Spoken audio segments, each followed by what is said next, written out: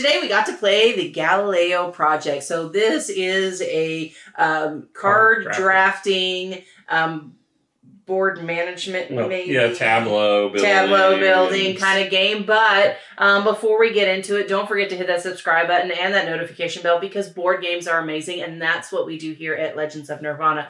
We've been doing a lot of sci-fi games lately. So I know, really. It's up your alley, right? But Randy, can you tell us a little bit more about this project? I can. So this is a 2022 release. We got to see it at Gen Con for the first time. It was just a prototype. Well, it was so funny because I was like, Randy, I feel like we've played this before.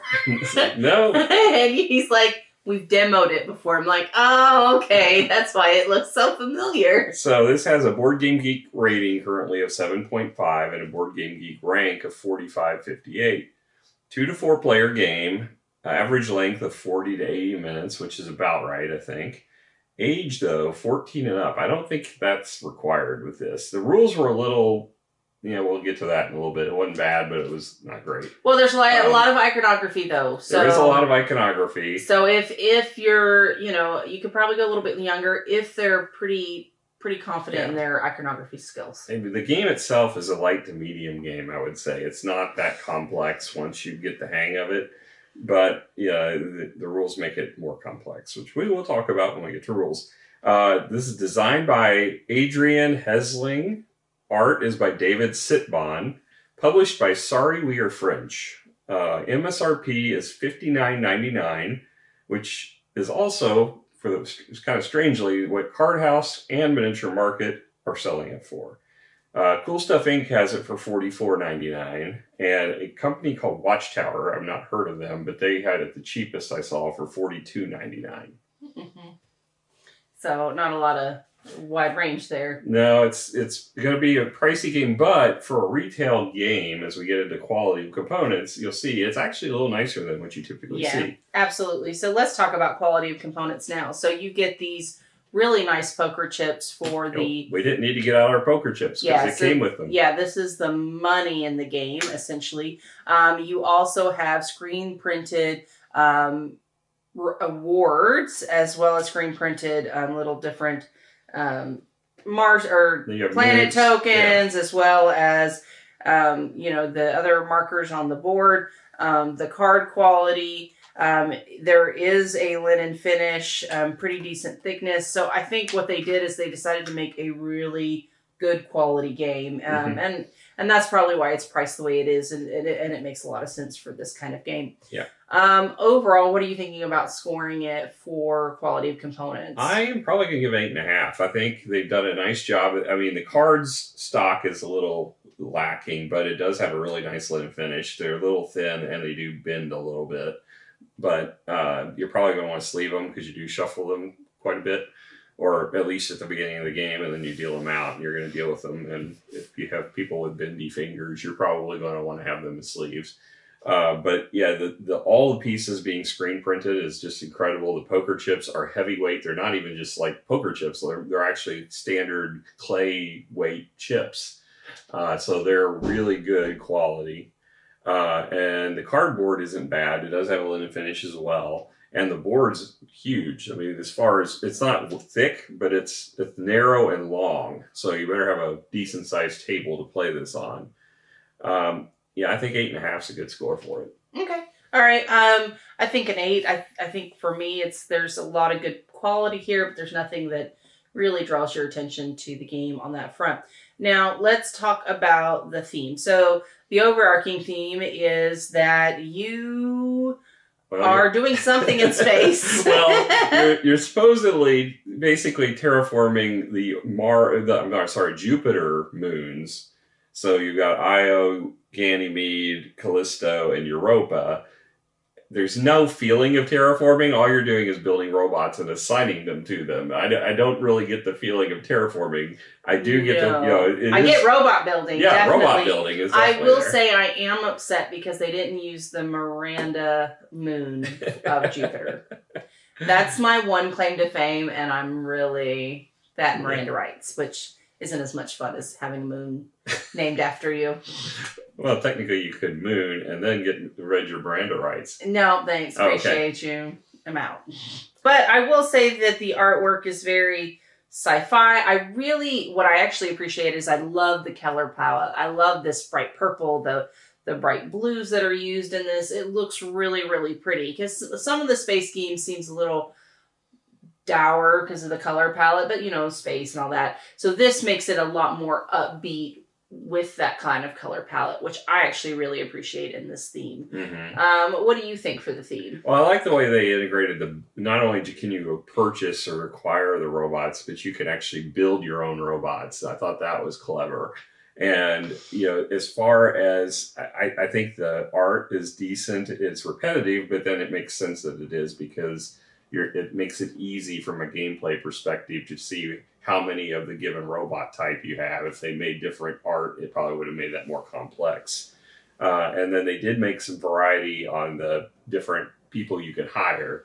And I like that. And there's one that looks strikingly like Leonard Nimoy in there. Well, there's actually a couple that do remind me of other maybe... I mean, there's not quite... There's a little bit of differences because, of that. But there's definitely some... honorable mention kind of thing going on. That was pretty cool.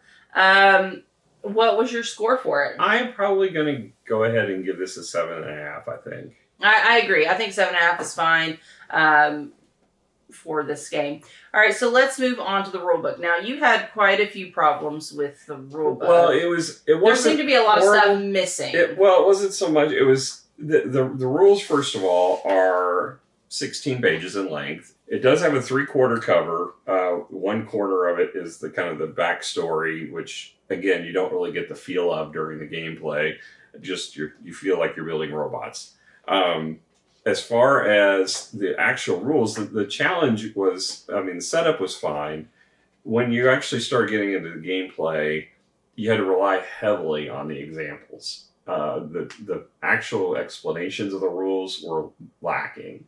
It wasn't absent, it was just confusing. And then once you actually read the explanation, it made things make a lot more sense. Or not the explanation, but the examples. So you had to, there was a lot of things the examples showed better than the rules in this. Thankfully they did put a lot of examples in here. There's no cheat sheets for this, and that was the biggest problem. So I don't know if that was... Well, we had to keep referring back to the rule book to know what the iconography meant.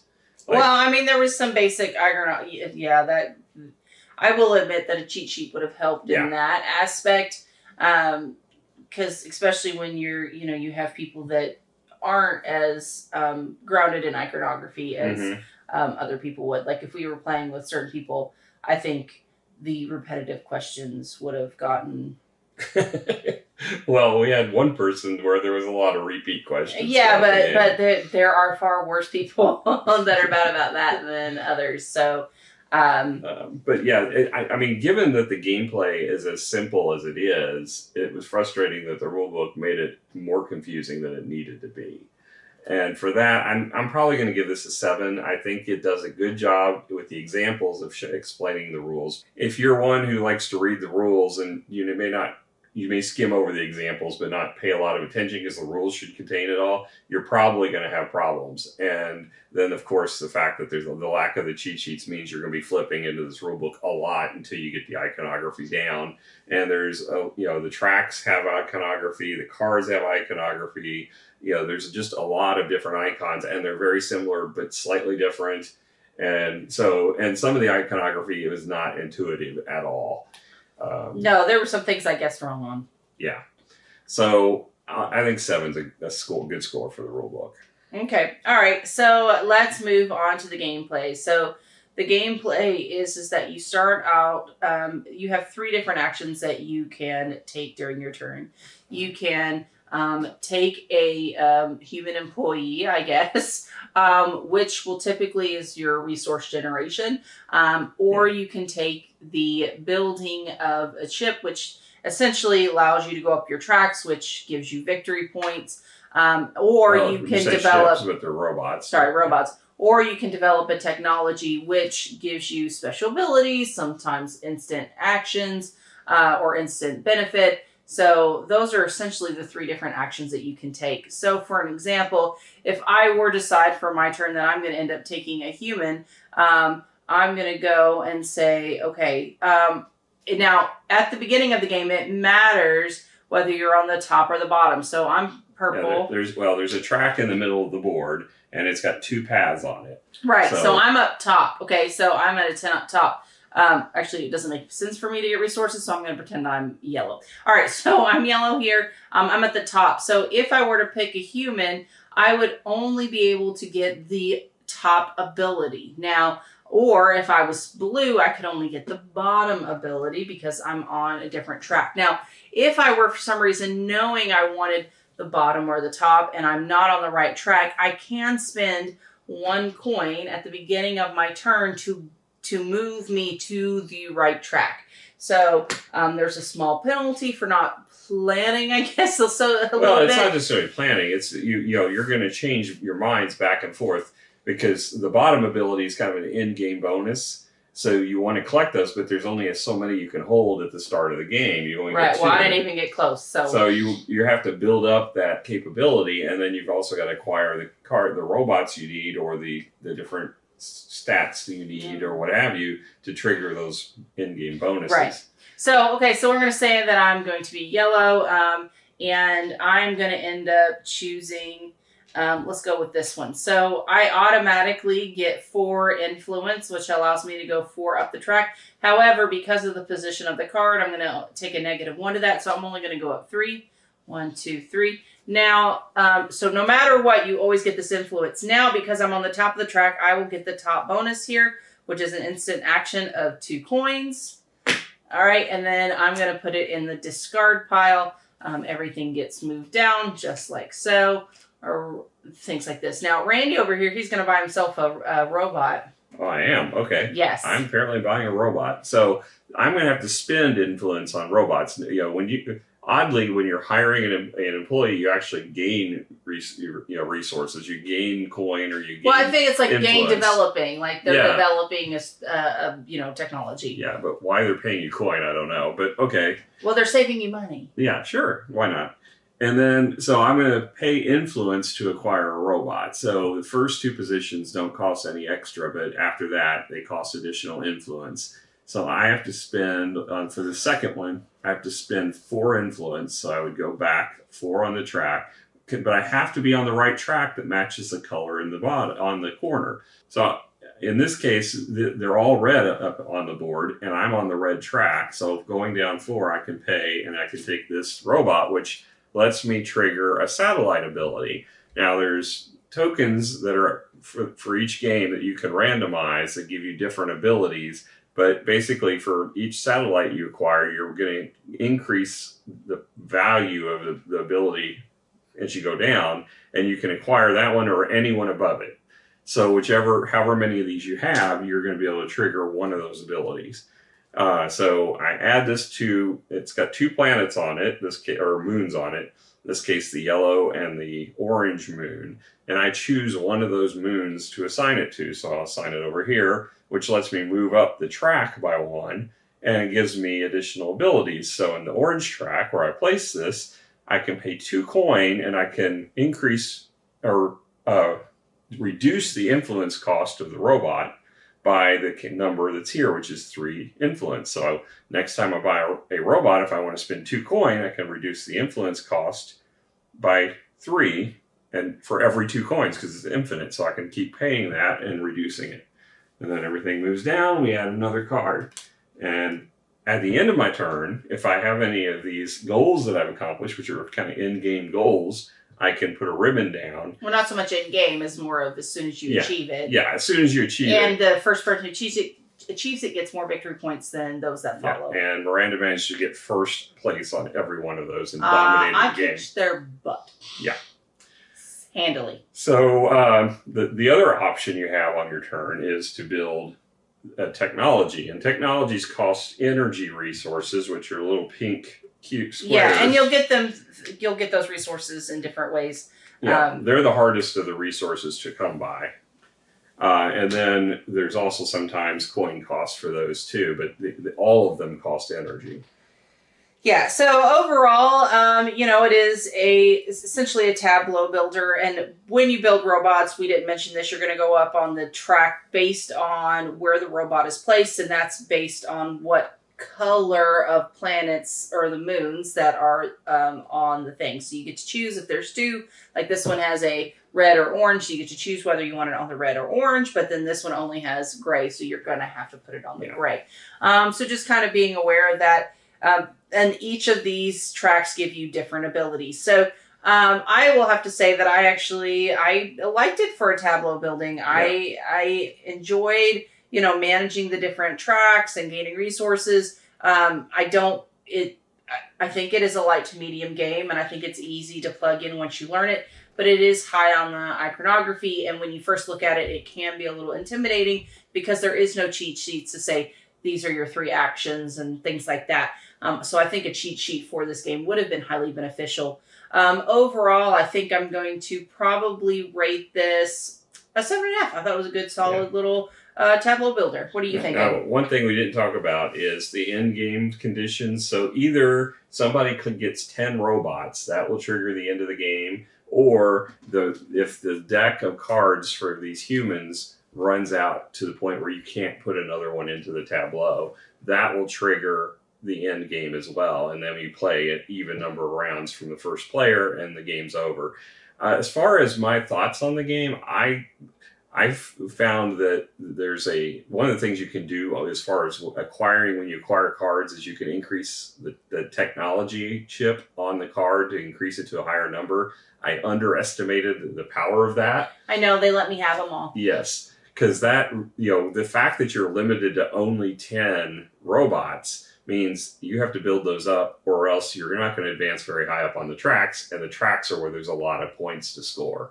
And also, these bonuses, in the case we had, there's a bunch of random ones that we didn't, we randomized and selected for, so there's a bunch more we didn't use. But in this game, we had several of them that were tied to being so far up the tracks or having high-level robots. So those upgrades were very important. Right. Well, and I saw that at the beginning of the game, so that's why I was like, you know what? I'm going to focus on getting my numbers high. And they kept leaving me the increasing your token, and so I was like, well, fine, I'll just take them all, which I really think hindered you guys in the long run, specifically because all of the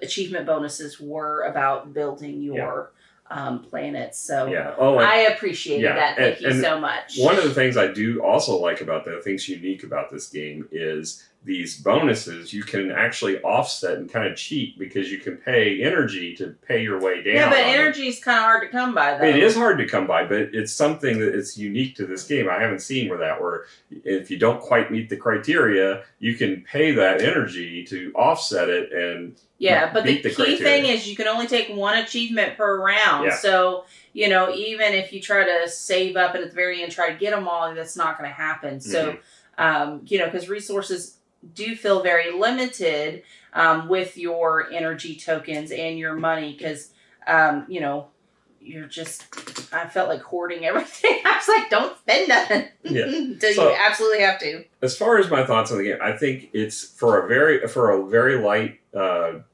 tableau builder and a track manager. It is a very interesting game, and I like the fact that there's a lot of ways to score. I think some of them are a little highly correlated, but I still like the game a lot. I'm going to give it an 8. I think it's an enjoyable game. It's just the right length. It doesn't overstay its welcome. And I like the theming. I like the art. I like a lot about this game.